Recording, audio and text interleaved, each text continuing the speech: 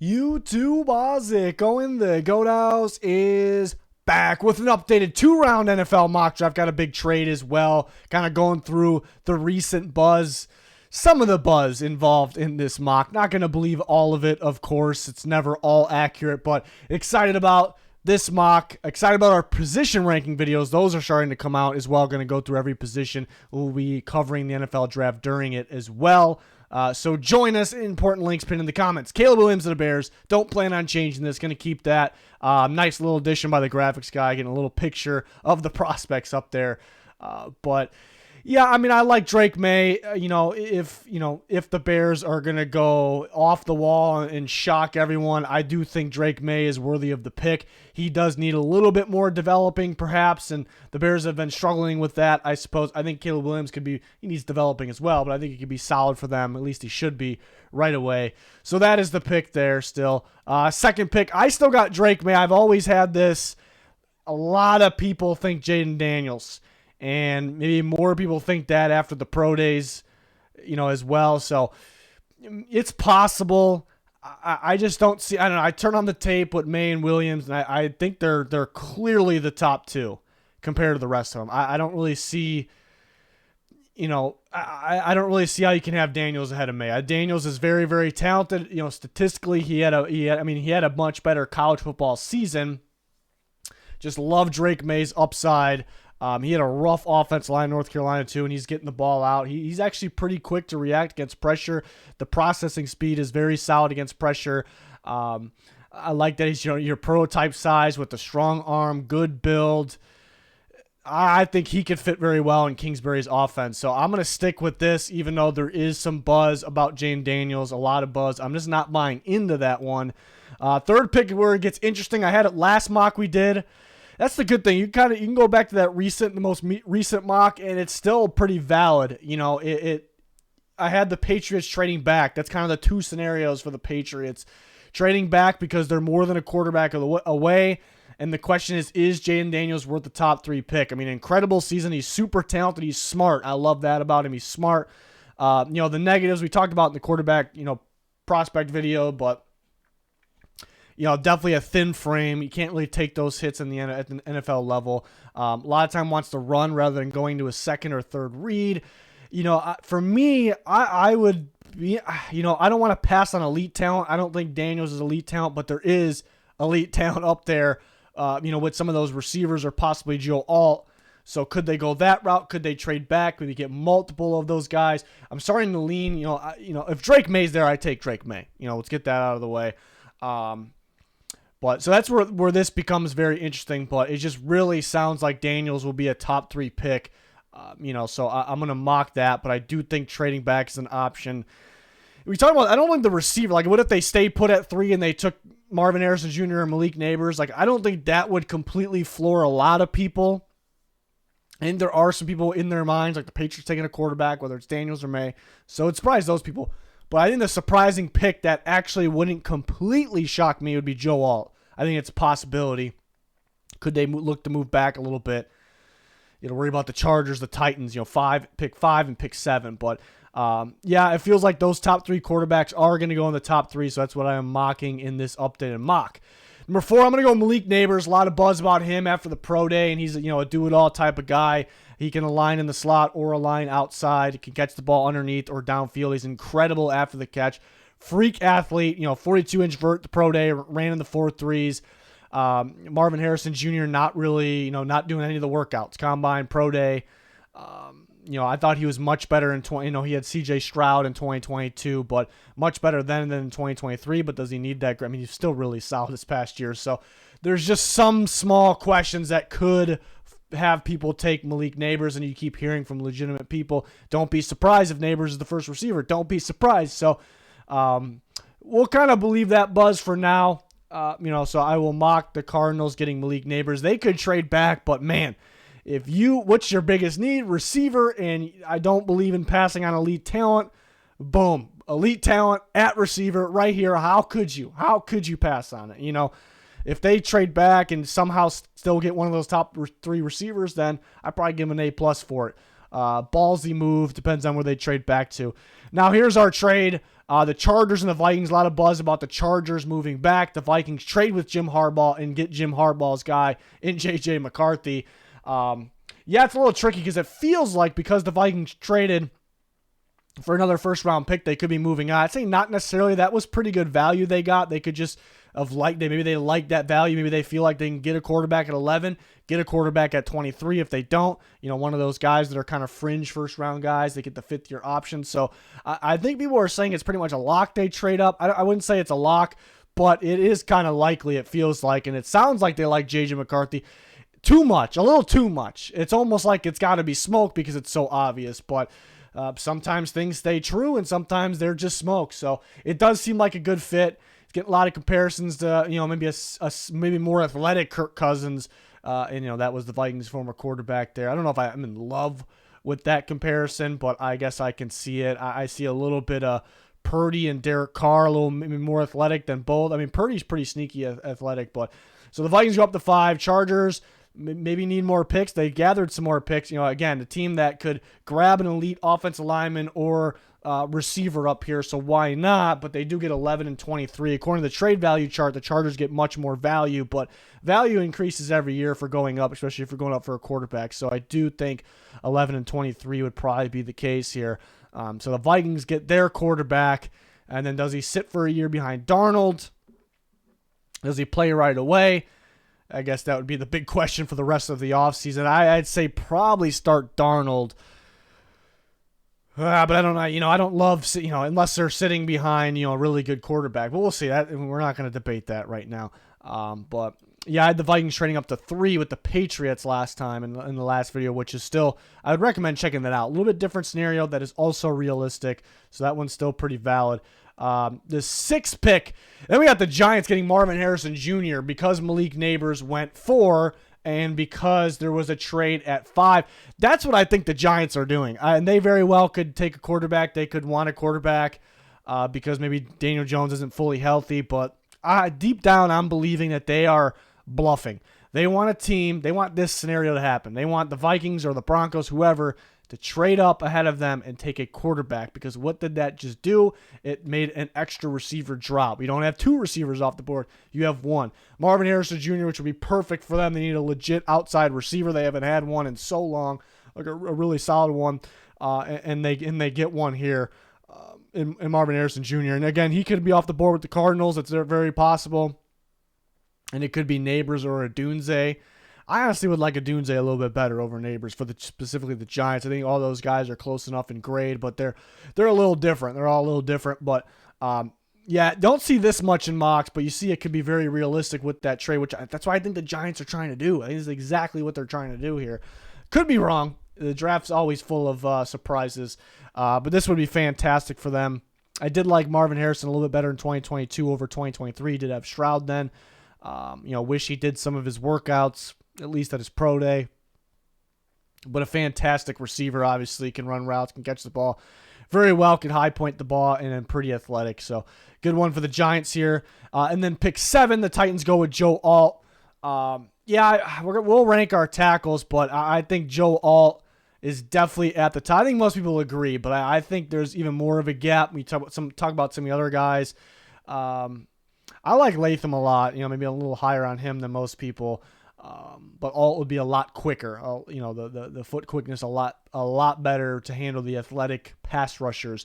So the Titans get their stud tackle that they desperately need. So he could be off the board before this. Could the Patriots make a surprise pick of Alt at 3? If the Chargers stay put at 5, definitely could see that as well.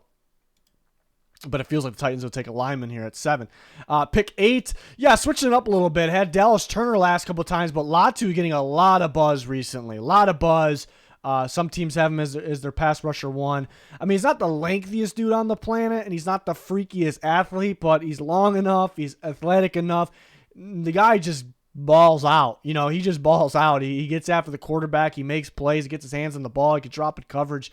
So I think between Latu and Turner got to be the options here. I do not see Verse. I think this is too early for Verse, but not so much that. I just don't see the fit in Raheem Morris's defense. I really think if it's pass rusher, it's Latu or Turner. Both very solid when it comes to production. I felt like Latu is a little bit more of a playmaker, if you want to call a pass rusher a playmaker, but both extremely solid in production. Turner had a ton of sacks, consistently playing in the SEC, going against those offenses, those offensive linemen. He's a longer and a little more athletic. So that's probably why I would lean Turner, but a lot of buzz behind this, and behind Latu going there right now, and I can see it. I can definitely see it. So I wanted to play around with that scenario here and see where Turner ends up. And then Odunze drops right to the Bears. I mean, we talked about this in the past too. Maybe the last mock draft, like the Bears, they keep trading. They only have 4 draft picks, and they have a young team. They believe in building to the draft, so they're gonna need more draft picks. So could they, while doing when they're doing those trades, like, let's not worry about the pick. We're going to get more back with the trade back. So could they already kind of be predetermined? I don't love that if that's the case, but if Odunze's there, you can't trade back. You cannot pass on elite talent. This guy, you could argue, is the top receiver in the class. When it's all on the line, when everything's on the line, you need one. It doesn't matter if it's touchdown, first down. You need one play. You're going to Rome Odunze, and he's making that play. That's what I love about him. He's tough after the catch as well. He's a really safe pick. The only thing is, that Washington system really opened things up for some of these guys, but it doesn't change that he's an absolute stud. I don't. The Bears just would not be able to pass on him. They can't. You might have a trade ready to go, but man. You'd have to take the elite talent here, and Keenan Allen's not going to be around forever. Keenan Allen and DJ Moore they're similar but different. Like their play styles, especially when they have the ball in their hands, maybe a little bit different. But they both, will play in the slot a little bit. They'll also play outside. You got 2 of those guys, get an outside receiver who also can play in the slot if you need to, but we'll spend most of his time on the outside. So I would love this for the Bears. They do need draft picks pretty badly, but. You can't trade back when Rome's on the board here.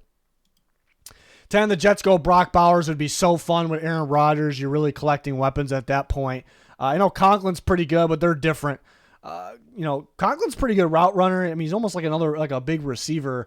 And Brock Bowers is everything, like for a tight end. Like he's like a big physical receiver. He's a guy that can play in line and be physical for you in there as well. You have him with Mike Williams and Garrett Wilson. I probably should list Garrett Wilson. Garrett Wilson first, then Mike Williams. It's a pretty good group there. Both tackles are up there in age, a little bit of durability concern. And they're on 1-year deals, so you could still get a tackle here. But I like the idea of Brock Bowers in that offense. If they're going all in right now, I mean, it's a pro-ready guy. The guy, he fights after the catch. He gets first downs. It's going to be huge for that offense. So I do like that fit a lot. And the Chargers traded back. I like J.C. Latham for them. A lot of talk about them taking a tackle. It's a lot of talk lately. It's about forget the receiver. They're going to take an offensive lineman. Rashawn Slater's really good if he's on the field, and I do like him as a left tackle. I mean, of course, you can move him to right. It's a new staff. They can move Joe Alt if they stay put at 5 and move him to right, or because he's still a little, still kind of coming up, hasn't played the position for a ton. I see them liking Latham. Harbaugh likes those big physical guys that gets the job done at a high level. As a top recruit, Harbaugh's going to value that for sure. Being a college guy, he tried recruiting Latham, to Michigan. Their offensive line was really good, there as well. But it just feels like Harbaugh / Chargers type of guy, and they can possibly move back and get him. To me, there's a lot of offensive linemen I like, but to me, Latham and Alt, they stand out the most on tape. Latham, you worry about the quick, speedy guys getting by him, but it's a big wall that can move fast for his size. So it's I think he's a little underrated when it comes to handling the quicker guys. So we'll see, but I like this fit. Makes a lot of sense if the Chargers do move back, but I'm kind of in the. Man, how do you pass on one of those elite receivers? If you need a receiver that badly and you're going to pass on an elite receiver, I know there's other good receivers, but come on. There's a decent drop-off there. So, but realistic scenario here. 12, the Dallas Turner ended up dropping a little bit. He could go up by the Falcons at their pick. They take Latu, so I think the Broncos would like him. I think Sean Payton, what he did with New Orleans, a lot of traits, valuing guys off traits, and Turner does have that freaky length and athleticism, and he has production to go along with it. This guy's going to get home. He's going to get production. He's going to get to the quarterback. So I think they would go that route. They got a couple pass rushers over there, but there's nothing really like set. Like, yes, that guy is gonna be. Browning's legit. I love Baron Browning. You know, got to stay on the field, obviously. You know, so there's nothing really set. Like, this guy is gonna be great consistently and on the field consistently. So get a guy like Turner in there. They do need a quarterback. I thought about Penix with the buzz he's getting after his pro day. I just don't see Sean Payton with Penix. I could be wrong. For some reason, I don't see it. And this is where I went a little bold with the Raiders. The Raiders go bold. No matter who is on their staff, they go bold. So Michael Penix Jr., and you could say it probably wouldn't make a whole lot of sense, and I kind of can agree with you here, but this is a predict what did I just say? Predict the pick. Anyways, so what happens in the draft, you know, a bunch of things we don't agree with, or a bunch of surprising things, especially from the Raiders. But why it wouldn't make a ton of sense is because they signed Gardner Minshew to a 2-year deal. You bring Penix, and I don't think you bring Penix in to sit. It can be a 24-year-old guy sitting. Probably start him, and the Minshew thing was kind of a waste. So that would be the argument against it. But I definitely could see Penix in this offense, you know, with the weapons they already have. You know, it just seems like a guy they would be high on. And I mean, he's got the arm, he's got the build, the length, the height, massive hands, the freak athleticism too. I mean, I think he's more athletic than people thought. So he's getting a lot of buzz. It sounds like he can go a lot earlier, and it's kind of be a Raiders move here. So we'll see what this is my prediction when it's all said and done, but it's a little tricky. I'd say another team to look out for is the Vikings. Probably not at 11. Like, say if the Vikings don't trade up and they take like a corner or defensive lineman, whatever it may be, at 11, I'd be watching for them at 23. Maybe they move up a little bit again over the Rams. You know, the Rams are another team. There's some buzz on that. I don't know if I really see it in the first round for them. But yeah, Penix getting a lot of buzz. And there is a part of it where it's like, played out of his mind this year. Incredible arm talent. Gets the job done. He had great receivers, but he still made the throws.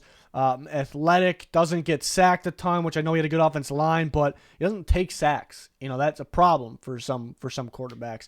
You know, freaky dude. So let's not overthink it. But then there is like, yeah, he has some durability concerns. A little up there in age. I'm not really worried about that part. I think mainly the durability concerns, and that system like really got the most out of him. Last time he was in a different system last year, Indiana was a little rough, and then he got injured, obviously. So it's going to be very interesting to see where he goes. But did enjoy the pro day, but you can't have too many takeaways from pro days.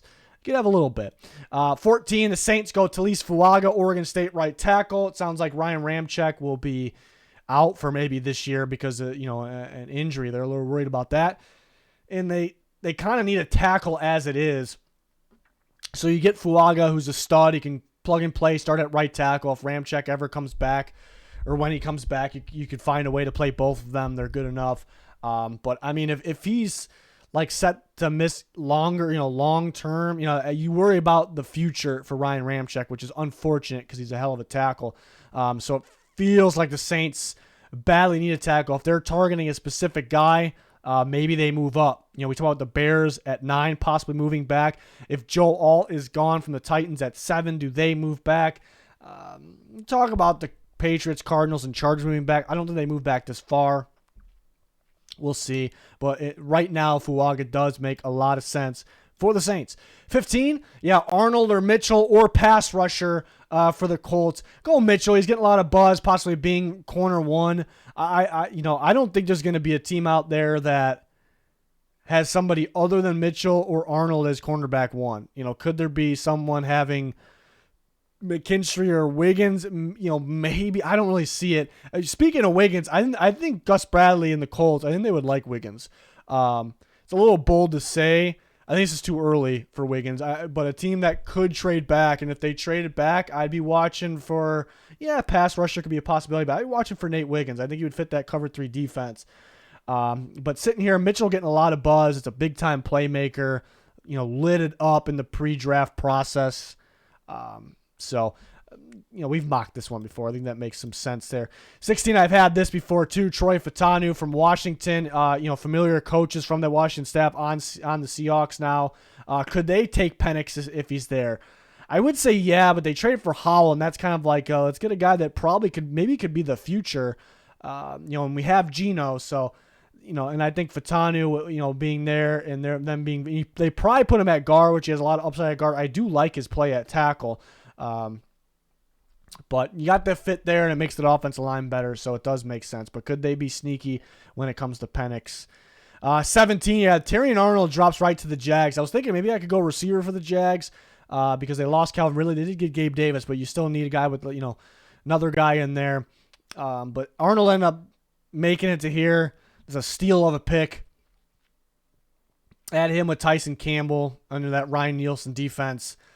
Man, that's scary. That's a scary corner duo, young corner duo there. So, and they did add Ronald Darby, but he got major durability concerns. It's a cheap contract, so I wouldn't lock anything in with him there. But he is solid if he's healthy. 18, Byron Murphy for the Bengals. They could go offensive lineman here, but pair somebody with Rankins. I know they lost DJ Reader, and Reader was more of your nose tackle, but Murphy actually aligned, everywhere. I don't see him like full-time nose, but he lined up there. But, like him over the guard, like him over the center, like him, 3 technique as well. So pair him with Rankins. Murphy's underrated. I think he's one of the better defensive players in the draft, actually. I loved his tape. I loved I love how he played against Washington, really against a good offensive line in a playoff game. He's a stud. He's an absolute stud. So I think it's going to be a steal of a pick, and it's realistic at the same time. 19, I went a little bold here. Brian Thomas Jr., there's 5 receivers. Like, there's 5 receivers that, like, these are the top 5 guys. I don't care what order you put them in. Well, you should have the top 3 in the top 3 in a certain order. But Brian Thomas Jr. is one of those guys in the top 5, and he's a stud. Reminds me of DK a little bit. I think he's quicker than DK. He gets open downfield. He wins contested catches. He's a touchdown machine. I think the Rams are kind of sneaky. I think they're looking for a guy like that. I think that they're pretty good at receiver with Puka and Cooper Kupp. Cooper Kupp, I don't know if he's gonna be around forever, and they're both better in the slot. Thomas, the outside receiver here, they've been looking for a guy with some size. They tried it with Allen Robinson, it didn't work out. They were supposed to be very much so on Mike Evans if he made it to free agency. I could see them doing something like this. Adonai Mitchell's another one, but I think they're going to really like Thomas's size and his contested catch ability on the outside. So it may be a little bold, but I don't think it should be bold. I like that one. And then back-to-back receivers. The top 5 receivers are legit. They're firm first-round picks. I'm excited about them if I'm getting any of those guys in the first. People talk about there's like 9 receivers that go in the first. That's kind of true, but there are 5 that are like literally, they are five first-round receivers. And here's the other one, Adonai Mitchell. Very good route runner for his size, very good speed for his size, and he can make that a contested catch as well. When the game's on the line, you can go to him. Another stud here. Good option for Arthur Smith's offense to pair with George Pickens. He can move a little bit better than Pickens. Obviously, I think Pickens a little bit better in contested catches, but Mitchell is very solid at that as well. So back-to-back number 4 and 5 receivers there. 21, I had this last time. Aluv Fashanu from Penn State. You could very easily mock him a lot earlier. There's a lot of buzz about it. I'm just not. I watched the tape, him, and compare him to the other tackles. I've talked about it before. I'm not seeing it. There's a lot to like. He's big, physical, got a lot of upside, lot of length. Hands were a little smaller. I was surprised about that, but he's such a slow mover to me, and he waddles a little bit, so I don't love the technique. You could fix it, but I think the other other really big tackle, J.C. Latham, I think he's a much quicker mover. But I think a good option for the Dolphins. I've had this before. This should be more of his range, maybe even a little bit lower. But a lot of people like him at the top. I just don't. I don't see it in terms of. I don't see him in the same category. Definitely not alt. I don't see it with Latham. I don't see it with Fuaga. He's a lot different than Fatanu, but I like Fatanu a lot more. So I do think this is more of his range. And I do like Mims more than him as well. I like Mims. There's just not a whole lot of reps compared to the other guys, I suppose. But a lot of upside, freaky dude, mauler, beast of a guy. Another one of those big body guys. Really good in terms of run blocking. I think the Eagles would like him a lot. They like Georgia guys, but I think they would like him. And then probably wouldn't play right away. But getting ready for the very near future to play right tackle, maybe taking over for Lane Johnson. So Eagles are really good about kind of getting that next man. When you don't think they need an offensive lineman, they think they do, and they're ready for the next man up. And the Packers usually do that too. Like teams that are really smart with offensive line, like they do that. So I would watch out for that. For the Eagles, 23, we had that trade. We got Roman Wilson in the first round. So the 6th receiver off the board, a familiar face for Jim Harbaugh. But, after those top 5 guys, like, I don't want to say there's a big drop off, but I mean, in terms of like lock first, like these guys are lock first round talents. I'm not necessarily saying locks. I do think they're locks to go in the first round, but I'm saying in terms of talents, there is a little bit of a drop off, but the rest of the guys are so damn close. Your Roman, different styles, but so close in grade. Roman Wilson, Xavier Leggett, Xavier Worthy, Ladd McConkey, Ricky Pearsall.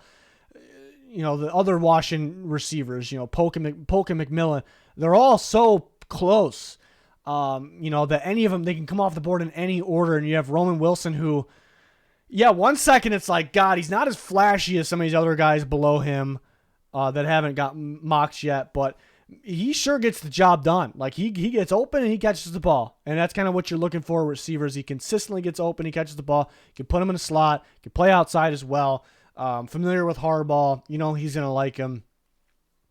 And I think he'd be a little bit more productive playing with Herbert, over McCarthy. No knock on McCarthy, it's just Justin Herbert. So, Chargers get 2 first-round picks. They get their offensive lineman that it feels like is a Harbaugh guy, and they get a receiver that we know is a Harbaugh guy. So, thought this scenario actually made a lot of sense for the Chargers.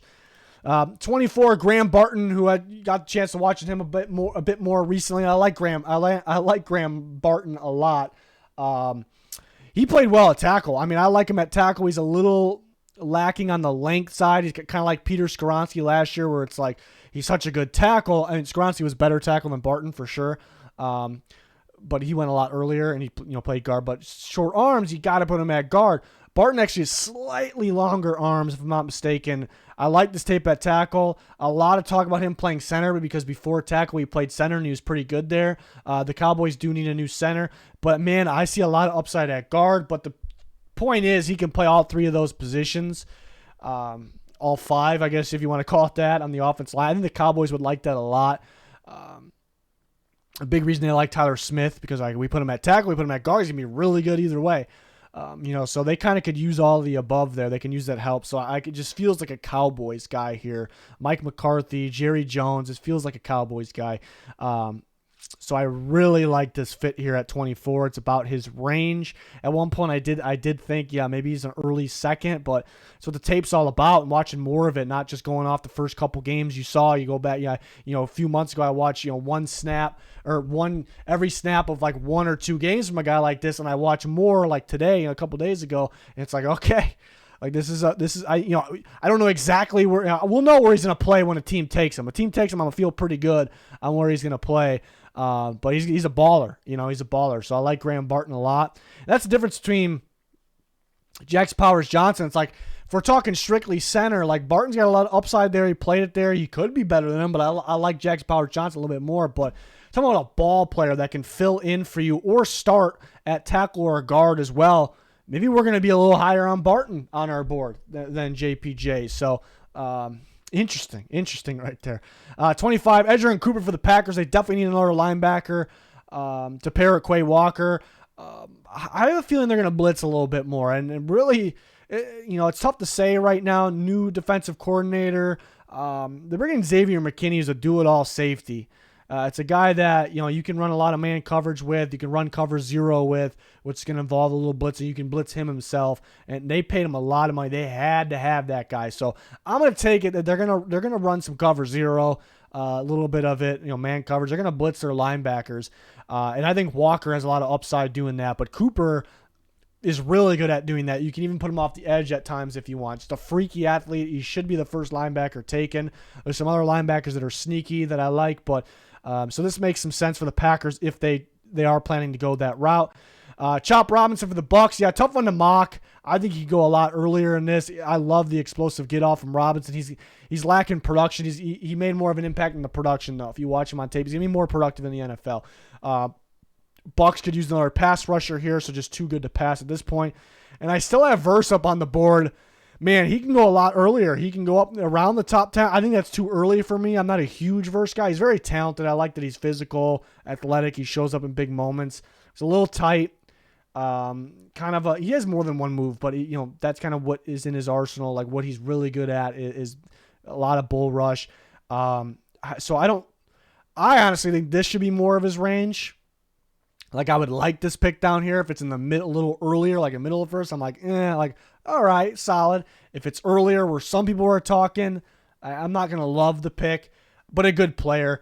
But I would like him for Gannon's defense to kind of get going. I'm more like the defense he ran with the Eagles there. So yeah, a scenario where he drops a little bit. Then we got Jackson Powers Johnson. We don't see this mocked by people much, but I think it's possible. They move on from two guys that can play center, but they're like, we're gonna move McGovern over. We're gonna play David Edwards at guard. But like, is that the best offensive line you can be? What if you're gonna put McGovern at guard like he can play, and then you get a big time center here? I think that's a better offensive line.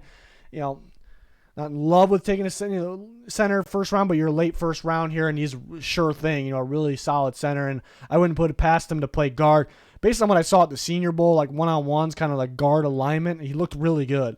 Like it almost like you can get more out of him, get more of his potential out of him playing there. So it's a possibility as well, I bet. So we'll see with the Bills. So that's somewhat bold. I don't think it's that bold though.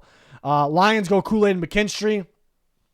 Who I think is probably the third best corner in the class, but, experienced, good in zone, good in man, more athletic than given credit for, pretty physical as well. Lions definitely could use another corner. Felt like they didn't need to use a first round pick on a corner, but the whole Cam Sutton thing, so you're going to pair McKinstry with Carlton Davis, who's a solid corner, but on an expiring year, who they traded for from Tampa, but you pair McKinstry with him.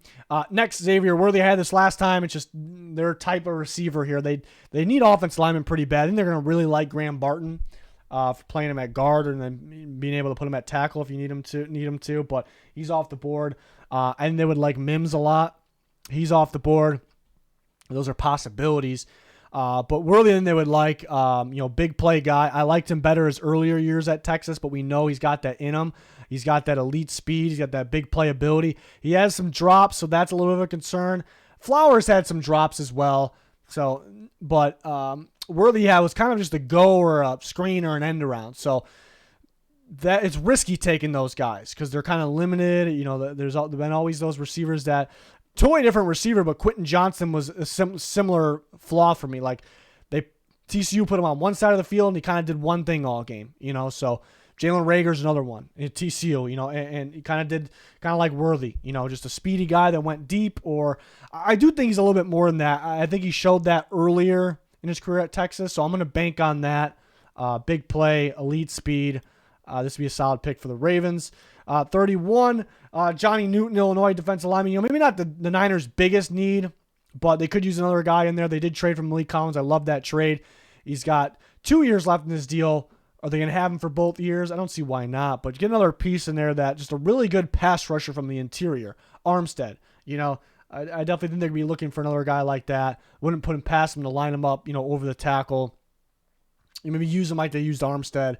Again, bigger needs, but really good value here for the Niners. And then I had Nate Wiggins still on the board, so I went with Wiggins to the Chiefs. A little tricky because he does fit the athletic profile. They look for a corner and they're trying to replace Snead. He fits the athletic profile. With the Chiefs are a lot of cover 2 and then man coverage. I would like Wiggins a little bit, if I'm getting specific, cover 3, which they don't run a ton. Everyone runs a little bit of. But it doesn't necessarily mean he has to go to a team like that. But just too good to pass. I mean, the question with DeJean as well. Iowa running a ton of zone. Which the Chiefs aren't against. It's just, you would like a guy with a little bit more man coverage reps in there. So, and I had Leggett to the Panthers last time. I like Leggett for the Panthers. McConkey's still on the board. It's just, I feel like it's too much of what they already have. Thielen's a slot receiver. I think he had the most snaps from the slot last year. They had Deontay Johnson, which he spent a lot of time in the slot, but he could play outside. And they have Mingo, which he was kind of a slot guy at Ole Miss. Leggett, again, could do both, but I like his physicality on the outside, so that made some sense there. I had Rosengarten. That's a little bold. You don't really see that going the next pick to the Patriots. He's solid. The Washington tackle duo was really good. And the Patriots could plug him in at, he protected, he was right side, but he protected the blind side for Penix, so could they plug him at left? I think people are sleeping on him. I think he's going to go in the second round. DeJean for the Cardinals, they could use that corner. Guyton would be big for the Commanders there. Chargers getting that nose tackle. McConkey end up with the Titans. Which Jaden Hicks is starting to rise up. Washington State safety. I'm just trying to find ones I really want to talk about. Lassiter from Georgia is really solid. Like his tape. He's a little on the slower side, and that's kind of big with corners sometimes. But, man, if he was like a 4-4 guy, I think we'd be talking about him with the top two guys, really, probably the third corner off the board. I liked Corley for the Saints, maybe looking for that underneath screen pass guy because they got Olave downfield, getting a guy like that. Gabriel Murphy is a guy that I like from UCLA. You can move him around a little bit. He's not just going to play just outside the tackle. You can line him up inside. You can put his hand in the dirt, stand up, rush. And I think Gus Bradley would like him on the Colts. I think there's a massive drop-off from the first-round pass rushers, like the top 4. And there's a drop-off. And then after these guys, there's a bigger drop-off. But in that second group, I like Murphy a lot. I don't think he's getting enough love. Bo Nix can go in the first round. But he's still on the board here. The Giants, a lot of buzz, and I'm looking for a quarterback, but I'm not really sure if I'm fully buying it. But Troy Franklin, I think this would be a good option for the Jags here, like an outside, deep, speed receiver makes some sense for them. Jordan Morgan for the Bengals, a lot of upside at guard. I don't love his tape as a tackle. Some people talk about first round as a tackle. I don't know about that. Other guys I want to talk about here. McMillan I had going to the Dolphins, the other Washington receiver. Really, really good in 2022. Dealt with an injury this year, but kind of a do-it-all type guy, kind of a thin frame. Jalen Wright, Tennessee running back for the Cowboys. Yeah, Brooks is probably the best running back. I did a running back rankings, but he's coming off that ACL. I don't think the Cowboys want to deal with that. I think they're going to go Wright or they're going to go Benson. Wright has a ton of upside, freaky dude. Ben Sinnott from Kansas State, not getting enough love. That's a stud of a tight end. That's my number 2 tight end. Do-it-all type guy. Really good route runner, freak athlete, and then the Bucs would like to have him. Mahogany's a solid, sleeper guard there. Pearsall for the Texans. I think I had the same thing in the second round last time with Fisk and Pearsall. Keon Coleman, a bigger outside receiver for the Lions. Jermaine Burton felt like a really good fit with the Chiefs. I feel like a Chiefs type guy, like a downfield, pretty quick, just makes plays downfield type receiver here for the Chiefs there at 64. So that is my updated 2-round mock. We'll have more of these. Some of them might go like based off buzz, but don't buy everything. Some of them might, again, most of them are predict the pick, but we'll see what we end up with, going down the wire to the draft. Again, join us for all of our draft videos. Will be live during day 1, and then we'll have winners, losers grades throughout the draft. We always have the content, especially on our Twitter as well. Check that out. Links pinned in the comments for that. Our sponsors, GLD Shop, Liquid IV, code GOAT for percentage off. It's going to do it for this one. Thanks for watching. Goodbye.